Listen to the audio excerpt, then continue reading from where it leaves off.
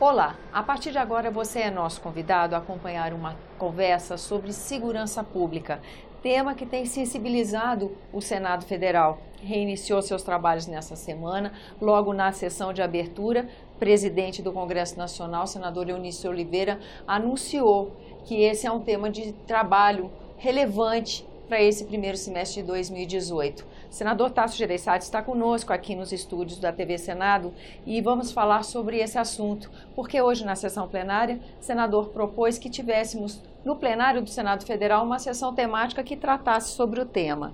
Senador, eu agradeço sua presença aqui no nosso programa. Pergunto para o senhor uma análise, quais são as possibilidades de ação, de contribuição do Congresso, como o senhor avalia a questão da segurança, como o senhor avalia o discurso de abertura que pode nortear esses trabalhos? Primeiro, eu que agradeço o convite e queria colocar o seguinte: o que nós propusemos hoje foi uma sessão temática, ou seja, que não seja restrita só a uma comissão, mas venha a abranger todo o plenário, todos os senadores, e que venham aqui fazer um esclarecimento ao Senado Federal e, portanto, à opinião pública brasileira também e aos seus representantes, o que está acontecendo, o que está por detrás e quais são as ações que estão acontecendo e que podem vir a acontecer na questão da segurança pública. Para isso, nós convidamos as três principais autoridades ligadas à questão da segurança pública. O ministro da Justiça, que não só tem toda uma visão e coordena a Polícia Federal, etc., mas também tem uma ingerência direta na questão do sistema penal, das penitenciárias, que é diretamente ligada hoje à questão da segurança pública. Se não resolver a questão do nosso sistema, ou melhorar o nosso sistema penitenciário, vão continuar acontecendo cenas como nós temos visto e ouvido ultimamente. A outra autoridade é o secretário nacional de segurança pública, que é o diretamente encarregado da segurança pública em todo o território nacional e que conecta com as polícias estaduais, com as polícias militares e civis estaduais. E outro ministro da Defesa, Raul Jungmann, que via os serviços de informação e a própria Forças Armadas, que de uma maneira ou de outra tem se envolvido nesse processo e também tem serviços de inteligência muito importantes. Então, é o primeiro passo. Eu acho que esse é o primeiro passo para esclarecer e entender o que está acontecendo e o que nós podemos esperar das autoridades do Executivo.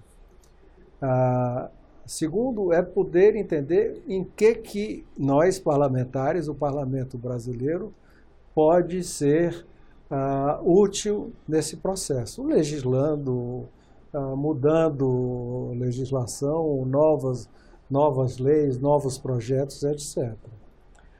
Agora, consciente de que esse processo não envolve somente o governo federal, envolve os governos estaduais, municipais, envolve os três poderes, a Justiça, o Ministério Público, e tem que ter um acordo, um pacto entre todos os poderes de cooperação.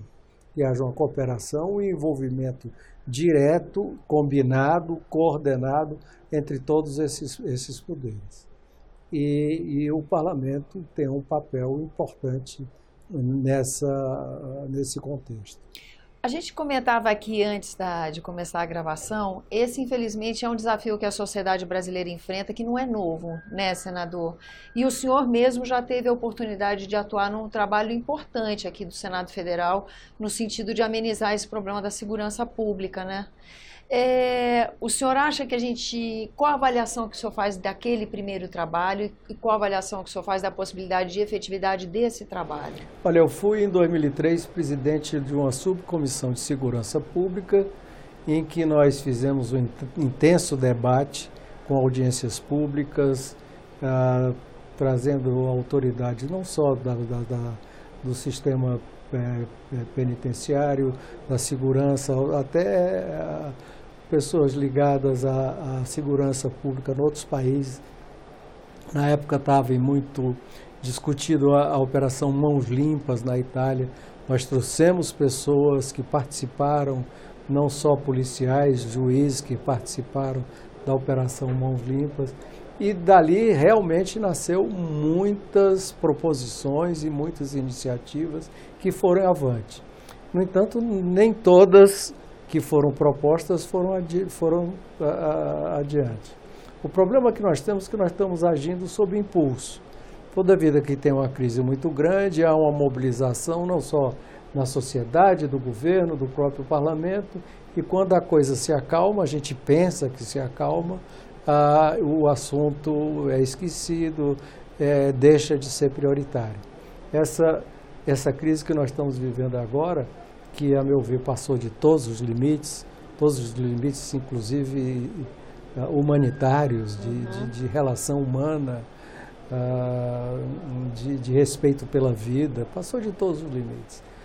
Agora requer uma atenção redobrada para que nós tenhamos muito claro que uma determinada calmaria diante de uma determinada repressão mais forte não significa que o problema está resolvido. Acho que o Estado brasileiro e a sociedade têm um papel fundamental, e não só os organismos de segurança, têm um papel fundamental nessa questão. Uma iniciativa dessa enfrenta o desafio de poder se estabelecer como política pública, porque também quando a gente tem a mudança nos poderes através das eleições, algumas políticas públicas perdem continuidade. Esse é um desafio no setor da segurança pública? Não só no setor da segurança pública, mas eu digo que é uma política de Estado, em que a presença do Estado é fundamental, seja via a segurança pública, sua repressão, seu sistema penal, a justiça, mas também através da educação, através da saúde, através da questão do emprego, enfim. São uma série de ações em que o Estado, articuladas, em que o Estado tem que estar presente. O que está acontecendo hoje e que é inaceitável é que o Estado brasileiro está perdendo para a bandidagem. É o Estado brasileiro, de uma maneira evidente que o Estado e tem condições de ser muito mais potente e muito mais presente do que o crime organizado. E o crime organizado está justamente dominando aqueles lugares e aquelas localidades onde o Estado não tem conseguido estar presente, está ausente.